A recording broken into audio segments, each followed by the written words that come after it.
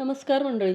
वेळ न घालवता रेसिपीला सुरुवात करूया. तर सगळ्यात अगोदर मी इथे 4 मोठे बटाटे घेतले होते. साल काढून स्वच्छ व्यवस्थित धुवून घेतलेत. आता यामध्ये 1 वाटी फ्लॉवर टाकलाय.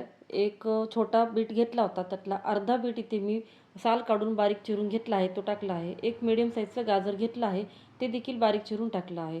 आता यामध्ये अर्धी वाटी इथे मी मटार घेतले आहेत. हे सगळं आता व्यवस्थित मिक्स करून घेतलं आहे आणि यामध्ये 1 ग्लास पाणी टाकून थोडंसं मीठ टाकून घ्यायचं आणि कुकरच्या 3 ते 4 शिट्ट्या करून घ्यायच्या.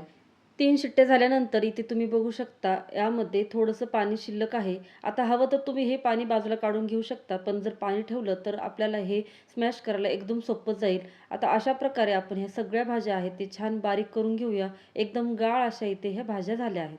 आता एक मोठं पातेलं घेतलं आहे. त्यामध्ये 2 मोठ्या पळी भरून इथं तेल टाकलं आहे. थोडंसं बटर टाकून घ्यायचं. यामध्ये आलं लसूण ठेचलेला टाकू शकता किंवा बारीक चिरलेला सुद्धा टाकू शकता. ते टाकून थोडासा रंग बदलेपर्यंत परतून घ्यायचं. यामध्ये आता मी इथे 3 कांदे घेतले आहेत. मोठ्या साईजचे कांदे होते ते बारीक चिरून घेतले आहेत आणि 2 शिमला मिरची घेतल्या आहेत. त्या देखील बारीक चिरून यामध्ये आता छान परतून घेऊया. शिमला मिरची कांदा परतल्याच्या नंतरही टाकू शकता, पण मी सोबतच घेतला आहे आणि ते आता व्यवस्थित रंग बदलेपर्यंत थोडंसं गुलाबी रंगावर आपण परतून घेतलं आहे. आता यामध्ये मी 4 टोमॅटो घेतले आहेत. मोठे टोमॅटो घेतले आहेत, ते देखील बारीक करून घेतले आहेत. याऐवजी तुम्ही टोमॅटोची प्युरी देखील वापरू शकता, पेस्ट वापरू शकता. मी हे एकदम बारीक असे कट करून घेतले आहेत. आता हे देखील आपल्याला इथे तेल सुटेपर्यंत छान परतून घ्यायचं आहे.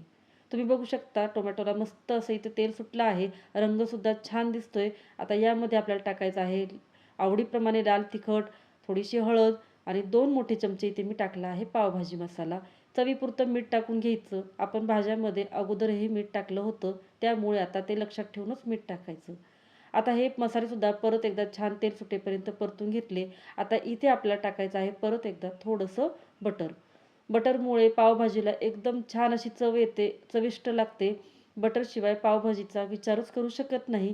आता यामध्ये आपण ज्या भाज्या आहेत गाळ करून घेतलेल्या, त्यासुद्धा यामध्ये टाकून घ्यायच्या आणि व्यवस्थित सगळ्या मसाल्यांसोबत छान मिक्स करून घ्यायच्या. भाज्या मिक्स करून झाल्या की यामध्ये इथे मी 1 ग्लास गरम पाणी घेतलं आहे. ते गरम पाणी यामध्ये टाकून घ्यायचं आणि परत एकदा व्यवस्थित मिक्स करून घ्यायचं. आता इथे ही पावभाजी आपल्याला पातळ वाटते, पण जशी-जशी ही पावभाजी थंड होत जाईल, तसा हिचा घट्टपणा थोडासा वाढत जातो, दाटसर बनते. आता मीडियम गॅसवर 10 मिनिटं आपल्याला ही झाकण ठेवून एकदम छान अशी गाळ परत एकदा शिजवून घेतली. आता ही भाजी यापेक्षा बघा पूर्वीपेक्षा थोडीशी इथे घट्ट झाली आहे आणि यानंतर आणखी ही सुद्धा घट्ट होईल. आता यामध्ये टाकायची आहे आपल्याला कसुरी मेथी, थोडीशी बारीक चिरलेली कोथिंबीर. गॅसची फ्लेम एकदम मंद ठेवायची आणि साधारण 2 ते 3 मिनिटं हिला असंच ठेवून देऊया. तयार आहे आपली इथे एकदम सोप्या पद्धतीने चमचमीत अशी पावभाजी. नक्की ट्राय करा. एकदम सोप्या पद्धतीने सांगितली आहे आणि आपल्या चॅनलवर अशाच सगळ्या रेसिपी सोप्या-सोप्या पद्धतीने कशा करायच्या यासाठी चॅनलला सबस्क्राईब करून घ्या.